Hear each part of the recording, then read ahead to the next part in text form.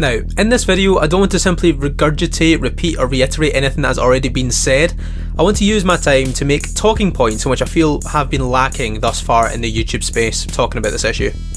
If you want to hear about the mathematics of the situation and conclusions made by way smarter people than me, then please do check out Karl Jobst and Mathemaniac's video, both linked in the description below. I have also linked the original Geosquare video as well as Dream's response video to ensure you have a full scope of the scandal from both sides. Now, what my goal is from making this video is to simply make you, the viewer, aware of the lack of effect this will have on Dream's career moving forward from this. We have seen plenty of speedrunning fakes over the years, some gaining plenty of notoriety. One example that springs to mind for me is Henning's hold over the GoldenEye world records. Now, yet again, if you want more comprehensive coverage on this exact story, then head over to Karl Jobst's channel where he's been very in-depth and done a fantastically detailed video. For the rest of you, I'll give you a quick rundown. Henning was a very highly respected speedrunner who had set many great times on various levels across GoldenEye. However, this was soon jaded as many of his speedruns turned out to be fake. This didn't discredit Henning's ability, in fact far from it.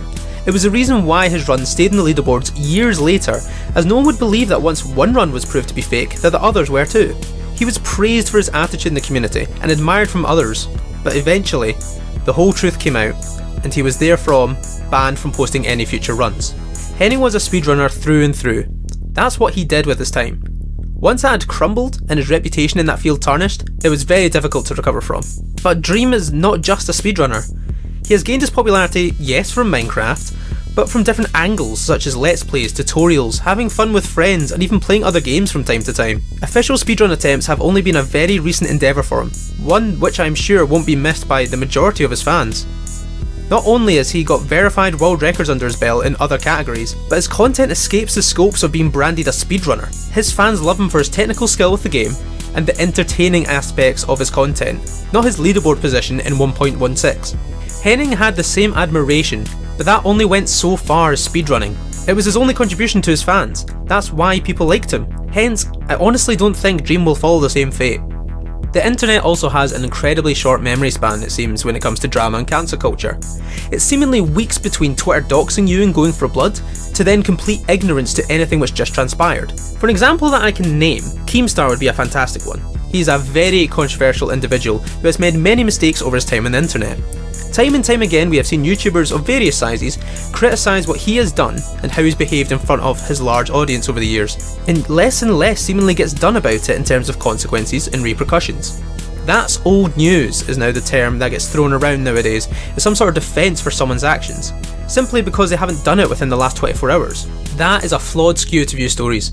Stories have lessons within them, and it can be very apparent when someone has not learned from them and instead has simply rode the storm until it had blown over to carry on as normal, just as their fans have. Does that mean Keemstar or Dream should lose their livelihood? Of course not. That is not what I'm getting at here.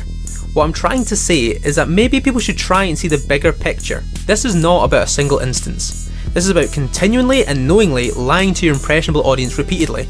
If he had simply owned up to his mistake, everyone could have moved on.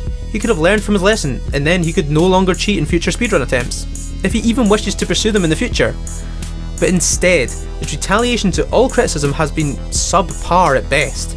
Even with multiple sources, proven mathematics, and quite simply unfeasible odds, he refuses to back down and plays victim to his fans who will mindlessly accept what he says to be the truth. This is a harmful example of what influence and a large following can achieve.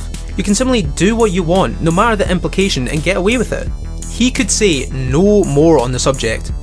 Just wait a few weeks and it'll all be forgotten, just in time for his next manhunt video. Now, as much as I can criticise Dream based on his reaction to proven facts against him, I do not know him. I'm sure he's a very passionate guy about creating entertaining content for his many fans. I also do not wish this video to cause any grievous acts against Dream. I am not saying to flood his comment section, dislike bomb his videos, or larger, more serious matters like doxing him and his family.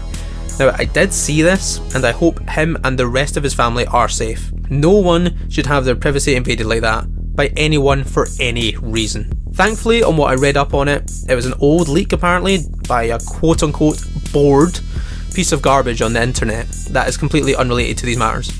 I just want you, the viewer, to be aware that there is a difference between surviving a cancellation or controversy and being respected for growing as a person by confronting your shortcomings.